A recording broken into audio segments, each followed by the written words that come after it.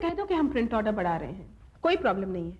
और हाँ, उन्हें जरा पेमेंट के लिए भी रिमाइंड करती रहा करो। Okay ma'am, right? Okay. Hello Madhu. Hello uncle, please बैठिए, just give me a minute. Okay. और हाँ पूनम, जब तक मेरा अप्रूवल नहीं मिल जाए कोई भी हेडलाइन नहीं छपनी चाहिए। अगर मैं ऑफिस में नहीं हूँ तो मुझे मोबाइल पर फोन करो, मेरा अप्रूवल लो और तभी हेडलाइन छापो। Okay ma'am. Is that clear? Okay ma'am. You may go. कहिए अंकल, कैसे आना हुआ? भाई मधु, मैंने सुना है कि तुम्हारा अखबार ठीक ठाक चल रहा है। यहाँ से गुजर रहा था तो मैंने सोचा कि तुम्हें मुबारकबाद देता चलूं। Thank you so much uncle. और रही अखबार की बात, तो ठीक ठाक नहीं, बहुत अच्छा चल रहा है। मेरा अखबार इस वक्त मार्केट में नंबर 2 पर है। लोग मेरी हेडलाइंस के दीवाने हैं, इंतजार करते हैं वो हेडलाइन का। हाँ, वो हेडलाइन से मुझे याद आया मधु, देखकर लंबी रेस जीतनी हो ना, वैसी घटिया हेडलाइन से दूर रहना चाहिए। इमेज खराब। आप कौन सी हेडलाइन की बात कर रहे हैं? मैं उसी मजाक की बात कर रहा हूँ मधु, जो आज के इशू में तुमने मेरे साथ किया है। क्या तुम भूल गई कि मेरी बदौलत ही तुम्हें ये अखबार मिला है? इतनी घटिया न्यूज छाप दी तुमने। कम ऑन अंकल, आप कैसी छोटी छोटी बातों में पड़ रहे हैं?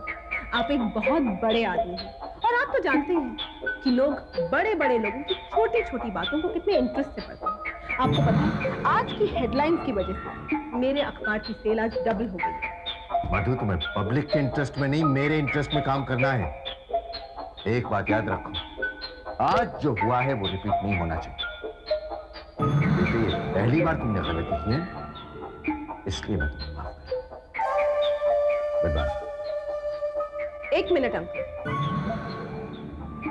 आप भगवान बनने की कोशिश मत कीजिए। आपने सिर्फ मेरी एक छोटी सी मदद की, और वो भी इसलिए क्योंकि आपको मेरी प्रॉपर्टी में इंटरेस्ट था और मुझे इस अखबार में इंटरेस्ट था। आपको मेरी प्रॉपर्टी मिल गई और मुझे ये अखबार मिल गया, हिसाब बराबर हो गया। और एक बात और, अगर आइंदा भी मुझे आपकी या किसी और की, and that includes my family too, कि कोई भी ऐसी खबर मिलेगी तो उसे मैं जरूर छापूंगी। बेटे, एक बात तुम भूल रही हो कि जो आदमी तुम्हारा अखबार शुरू करवा सकता है वो बंद भी कर सकता है। Good bye.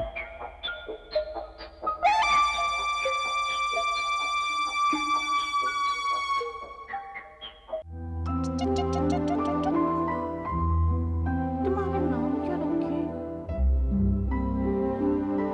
बोलो ना, क्या रखे? तो बोलते भी नहीं हो। पूची पूची पूची पूची पूची पूची पूची।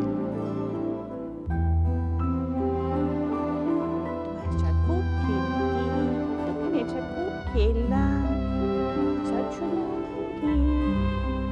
पूची पूची पूची पूची। उमा को जूस में पिलाता हूँ।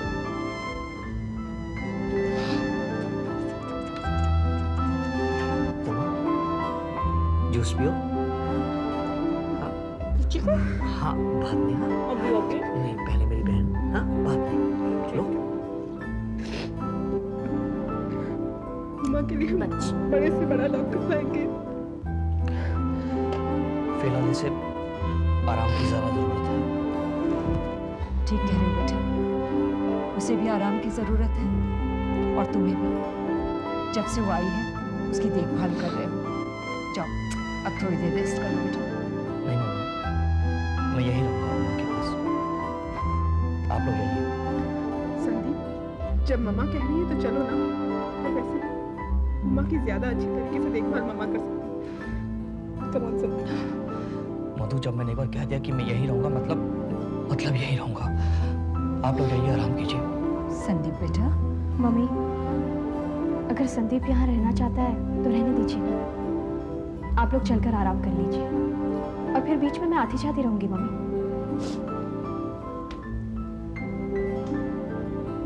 बेटा, तुम भी तो इतनी थक गई हो, थोड़ी देर तुम भी रेस्ट कर लो। चल बेटा। उमा, लो। मेरी बहन, पियो, जूस पियो। अच्छा नहीं है। हाँ, नहीं नहीं, पियो ना, अच्छा है। मुझको सुलाना है, पुच्ची को सुलाना है। सुलाएंगे, पूछी को सुलाएंगे। चीची है, मेरे को नहीं पीना। पूछी सो जा, सो ना।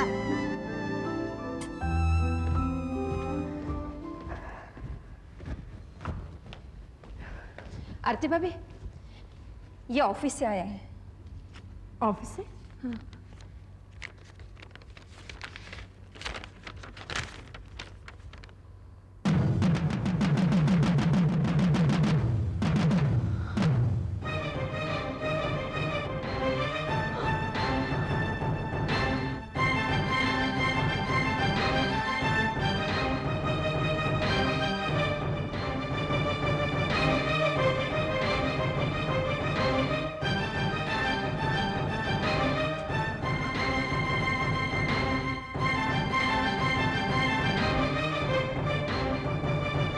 क्या हुआ आरती? ये पेपर कैसा है? ये नोटिस है मम्मी, साहेब पैलेस की नीलामी को सिर्फ 24 घंटे दिए गए हैं। सिर्फ 24 घंटे? इसमें तारीख कब की है? आज। इसका मतलब है सुबह नीलामी। तो वक्त इतना कम है कि कोई कुछ नहीं कर सकता आरती।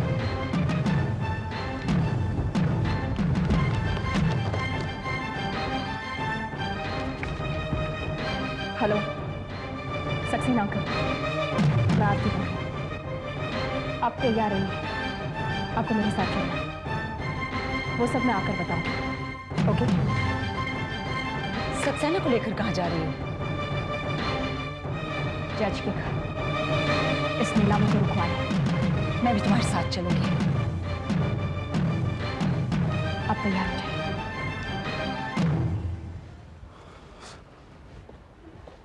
जी कहिए। मिस्टर श्रीवास्तव घर पर है? जी वो घर पर नहीं है। कहाँ गए हैं? वो फैमिली के साथ पूना गया। कब तक लौटेंगे?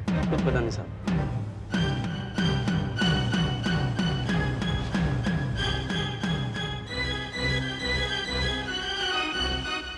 भार्गव, मैं सक्सेना बोल रहा हूँ। क्या तुम बता सकते हो कि जस्टिस श्रीवास्तव का कल कोर्ट में कोई केस है? गुड। भाभी, जस्टिस श्रीवास्तव का कल कोर्ट में केस है। इसका मतलब है वो आज रात को या कल सुबह तक वापस जरूर आ जाएंगे। मेरे ख्याल से हमें कल सुबह ही आना चाहिए।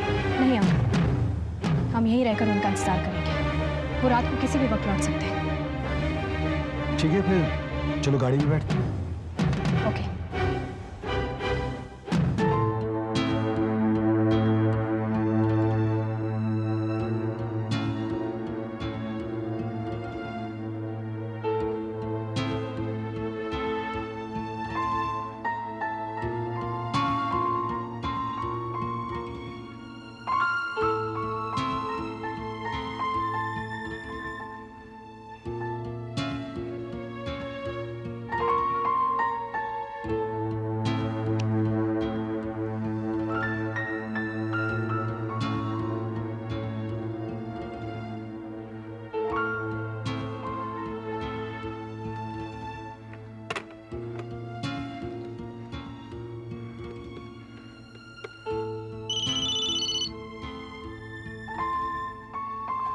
हाँ अमित, बोलो। आरती, तुम क्या कर रही हो? रात के 2 बज गए हैं, तुम अभी तक आई नहीं? जज साहब अपने फैमिली के साथ पूना गए हैं। किसी भी वक्त लौट सकते हैं। हम उन्हीं का इंतजार कर रहे हैं। जैसे वो आ जाएंगे मैं तुम्हें इन्फॉर्म कर दूंगी। ओके?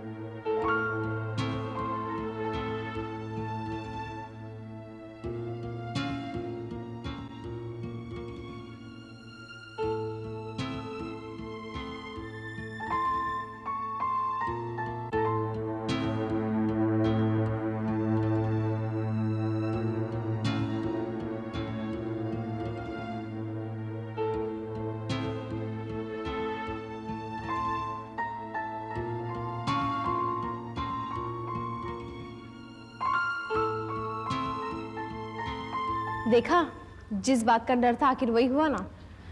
वो तो होना भी था। बातें बनाना बहुत आसान होता है।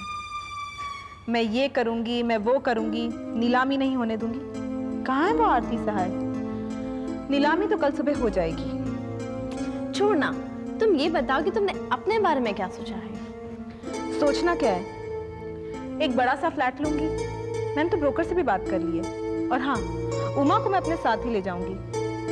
उसका ट्रीटमेंट होना भी जरूरी है। तुमने अपने बारे में क्या सोचा है? 2-3 दिन में तो हमें ये घर खाली ही करना पड़ेगा। मुझे भी अपने स्टेटस के हिसाब से तो फ्लैट लेना ही पड़ेगा। मैं मामा को अपने साथ ले जाऊंगी। उन्हें आरती सहाय के भरोसे छोड़ना अब ठीक नहीं है। You're right. सोने चलें? बिल्कुल।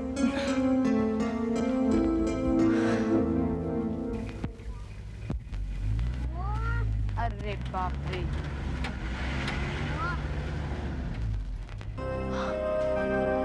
मम्मी, अंकल, जज साहब आ गए। चलिए।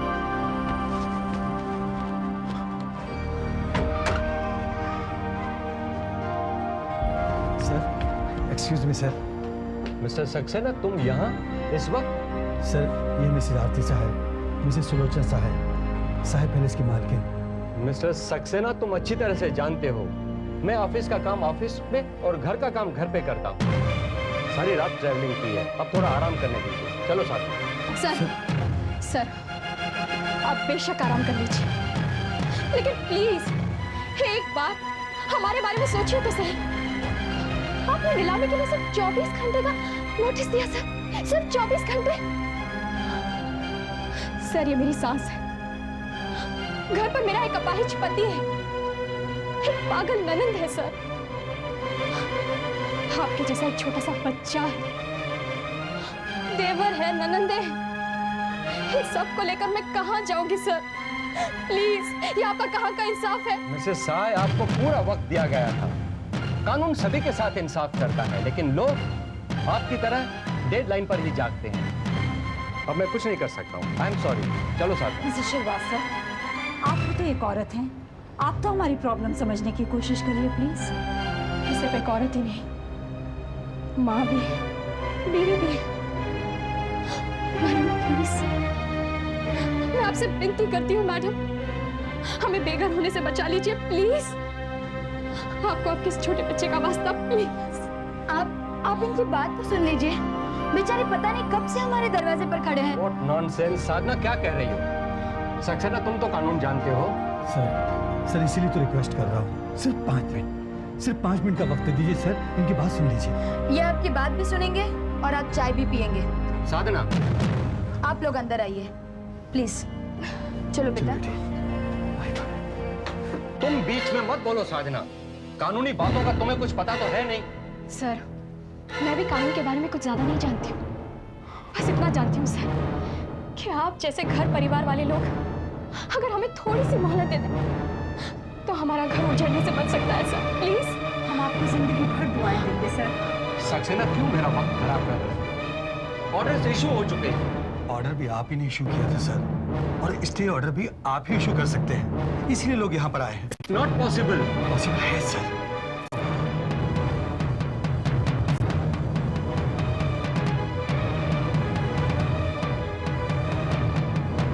चोपड़ा एंड सन्स के केस में क्या लास्ट मोमेंट पे आपने स्टे ऑर्डर नहीं दिया था सर?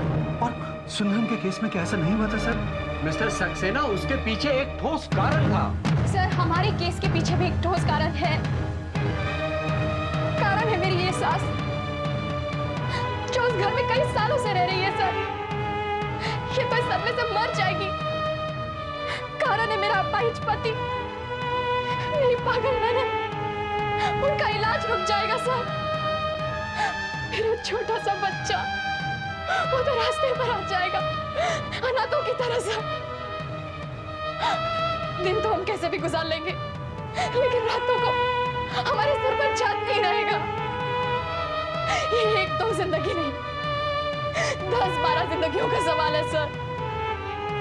आप इसे ठोस कारण नहीं समझते। आप जो भी कदम उठाएंगे प्लीज जरा सोच समझ के उठाइए, क्योंकि आपके एक गलत कदम से हम बर्बाद हो जाएंगे, हम कहीं के नहीं रहेंगे सर। अंकल देखिए, मेरा कदम भी सही है और मेरा फैसला भी सही है।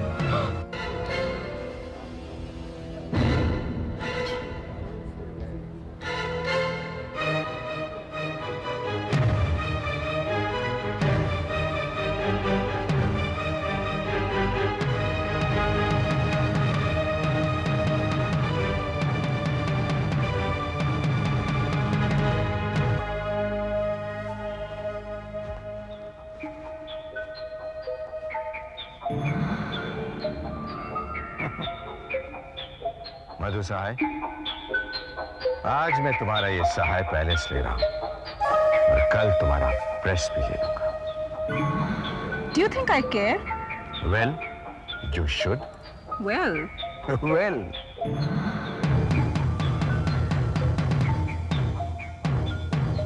आहा, अमित साहब, अरे आइए, वहां क्या कर रहे हैं? नीचे आइए।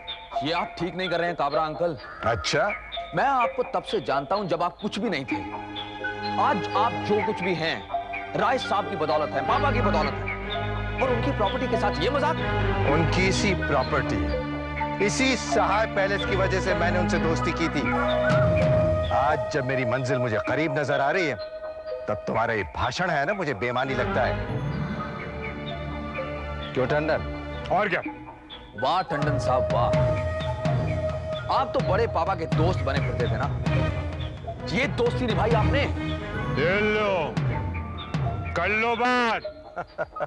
अरे भाई, भलाई का तो जमाना ही नहीं रहा। तो बुरे वक्त में मैंने उन्हें 10 करोड़ रुपए दिए थे। भाई तुम्हारे पापा तो ऊपर चले गए, अभी मैं नीचे हूं, और दोस्ती की खातिर मैं 10 करोड़ नहीं छोड़ सकता। टंडन, शुरू करें? बिल्कुल। मैजिस्ट्रेट साहब, शुरू कीजिए। देखिए, जितना आप वक्त यहाँ जाया कर रहे हैं ना, उतना ही वक्त अगर आप अपने घर को बचाने के लिए फंड से इकट्ठा करने में लगाएं तो ज्यादा सही होगा। कहीं गलती आप तो नहीं कर रहे। साधना, तुम अंदर जाओ और बबलू को भी ले जाओ। मैं तो अंदर चली जाऊंगी, लेकिन इन लोगों का क्या? अगर इन लोगों का घर छिन गया तो ये लोग कहाँ जाएंगे? ये इनकी प्रॉब्लम है, कानून से कोई भी... देखिए, कानून कानून कानून। आपके कानून ने जब सुंदरम और चोपड़ा को स्टे ऑर्डर दे दिया था, तो इन्हें क्यों नहीं दे सकता? It's not possible. Why? नहीं है मुमकिन ये। साधना, व्हाई डोंट यू अंडरस्टैंड?